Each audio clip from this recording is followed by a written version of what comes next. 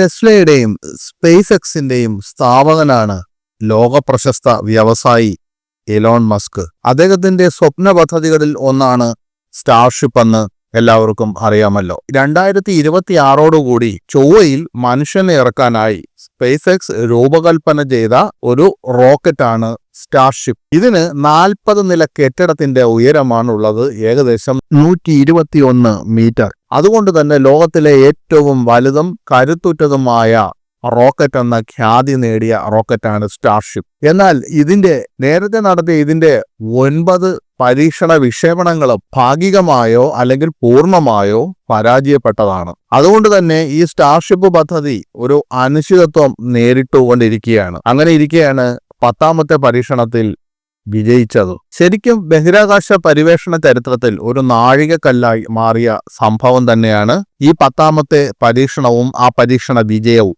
ഈ 10ാമത്തെ ശ്രമത്തിൽ സ്റ്റാർഷിപ്പ് അതിന്റെ എല്ലാ ഘട്ടങ്ങളും വിജയകരമായി പൂർത്തിയാക്കുകയും ഭൂമിയിലേക്ക് സുരക്ഷിതമായി തിരിച്ചെത്തുകയും ചെയ്തു. ഇതിലൂടെ സാധിച്ചത് ബഹിരാകാശ യാത്രയുടെ ശോഭനമായ ഭാവി തന്നെയാണ്. ഇലോൺ മസ്കിന്റെ സ്വപ്ന പദ്ധതികളിൽ ഒന്നായ സ്റ്റാർഷിപ്പ് ഇതിന്റെ പ്രത്യേകത പൂർണ്ണമായും പുനരുപയോഗിക്കാവുന്ന റോക്കറ്റ് സംവിധാനമാണ്. ഇത് 2 ഭാഗങ്ങളായാണ് നിർമ്മിച്ചിരിക്കുന്നത്. സൂപ്പർ ഹെവി ബൂസ്റ്റർ എന്ന ആദ്യ ഭാഗവും സ്റ്റാർഷിപ്പ് സ്പേസ് ക്രാഫ്റ്റ് അതായത് ബഹിരാകാശ പേടകം അതിന്റെ 2ാമത്തെ ഭാഗവുമാണ്. 120 മീറ്ററിലധികം ഉയരമുള്ള റോക്കറ്റ് എന്ന് പറയുമ്പോൾ നിങ്ങൾക്ക് അതിന്റെ വലിപ്പം മനസ്സിലാക്കാവുന്നതേ ഉള്ളൂ. ലോകത്തിൽ ഇതുവരെ നിർമ്മിച്ചിട്ടുള്ളതിൽ വെച്ച് ഏറ്റവും ശക്തമായ റോക്കറ്റാണ്. മനുഷ്യനെ അങ്ങ് അകലെയുള്ള ചൊവ്വയിലേക്കും ഭൂമിയുടെ ഉപഗ്രഹമായ ചന്ദ്രനിലേക്കുമൊക്കെ എത്തിക്കുക എന്ന എലോൺ മസ്കിന്റെ സ്വപ്നമാണ് ഇതിലൂടെ ഒരു ചുവട് മുന്നിൽ വെച്ചിരിക്കുന്നത്. ഇതിന്റെ പ്രധാന ലക്ഷ്യങ്ങൾ വളരെ വലിയ അളവിൽ ഗുഡ്സ്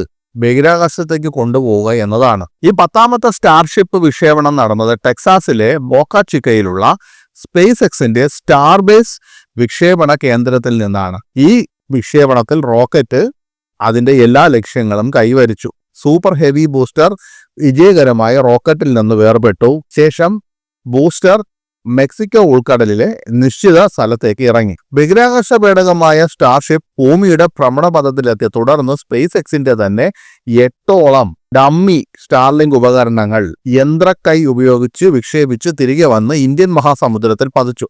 ഈ പരീക്ഷണത്തിലെ ഏറ്റവും നിർണായകമായ നേട്ടം എന്താണെന്ന് വെച്ചാൽ റോക്കറ്റിന്റെ 2 ഭാഗങ്ങളും തകരാറില്ലാതെ വളരെ സുരക്ഷിതമായി വളരെ നിയന്ത്രിതമായി തിരിച്ചെത്തി എന്നത് തന്നെയാണ്. നിലവിലെ റോക്കറ്റുകളെല്ലാം തന്നെ ഒരു തവണ മാത്രമേ ഉപയോഗിക്കാൻ കഴിയൂ. അതുകൊണ്ട് തന്നെ പുതിയൊരു റോക്കറ്റ് ഉപയോഗിക്കുന്നതിന്റെ ചെലവുകളും കാലതാമസവും ഒക്കെ ഈ ബഹിരാകാശ പദ്ധതികളെ സാരമായി ബാധിക്കാറുണ്ട്. സ്റ്റാർഷിപ്പിന്റെ ഈ വിജയം ബഹിരാകാശ പരിവേഷണത്തിൽ ഏറ്റവും പുതിയ അധ്യായം കുറിക്കുന്നത് എന്തുകൊണ്ടാണെന്ന് വെച്ചാൽ റീയൂസബിൾ ആയിട്ടുള്ള റോക്കറ്റുകളുടെ കാലഘട്ടത്തിലേക്ക് നമ്മൾ കടന്നിരിക്കുകയാണ്. സ്റ്റാർഷിപ്പ് പൂർണ്ണമായും റീയൂസബിൾ ആയതിനാൽ ചെലവ് ഗണ്യമായി കുറയ്ക്കാൻ സാധിക്കും. അതിലൂടെ കൂടുതൽ ബഹിരാകാശ ദൗത്യങ്ങൾക്ക് വഴി തുറക്കുകയും ചെയ്യും. ഈ വിജയം ബഹിരാകാശ ശാസ്ത്ര രംഗത്തെ വലിയ കുതിച്ചുചാട്ടത്തിന് വഴിയൊരുക്കും എന്ന കാര്യത്തിൽ യാതൊരു സംശയവുമില്ല. സ്പേസ് എക്സിന് അനവധി ലക്ഷ്യങ്ങളുണ്ട്. അത് ഭൂമിക്ക് പുറത്ത് വിദൂര ഗ്രഹങ്ങളിൽ മനുഷ്യനെ എത്തിക്കുക എന്നത് മാത്രമല്ല, ബഹിരാകാശ ടൂറിസം യാഥാർത്ഥ്യമാക്കുകയും അതുപോലെ തന്നെ ഭൂമിയിലെ ഗതാഗത സൗകര്യങ്ങൾ വളരെ വേഗത്തിലുള്ള കാര്യക്ഷമമായ ഗതാഗത സൗകര്യങ്ങളിലെ പുതിയ മാർഗങ്ങൾ അവലംബിക്കലുമൊക്കെ സ്പേസ് എക്സ് ലക്ഷ്യമിടുന്നുണ്ട്. ഈ റോക്കറ്റിന്റെ ഏറ്റവും പ്രധാനപ്പെട്ട സവിശേഷതകൾ അതിന്റെ ഉയരവും വലിപ്പവുമൊക്കെ നമ്മൾ പറഞ്ഞു. അതായത് 121 മീറ്ററാണ് ഈ മെഗാ റോക്കറ്റിന്റെ ആകെ ഉയരം. താഴെയുള്ള സൂപ്പർ ഹെവി ബൂസ്റ്റർ, മുകളിലെ സ്റ്റാർഷിപ്പ് സ്പേസ് ക്രാഫ്റ്റ് എന്നീ 2 ഭാഗങ്ങളാണ് ഈ ബഹിരാകാശ വിക്ഷേപണ വാഹനത്തിനുള്ളത്. ഈ സൂപ്പർ ഹെവി ബൂസ്റ്ററിന് മാത്രം 71 മീറ്ററാണ് ഉയരം. അതുപോലെ 33 റാപ്റ്റർ എഞ്ചിനുകളാണ് സൂപ്പർ ഹെവി ബൂസ്റ്ററിന്റെ കരുത്ത്. സൂപ്പർ ഹെവി ബൂസ്റ്ററിന് പെലോഡുകൾ ബഹിരാകാശത്തേക്ക് ഉയർത്താൻ കഴിയും.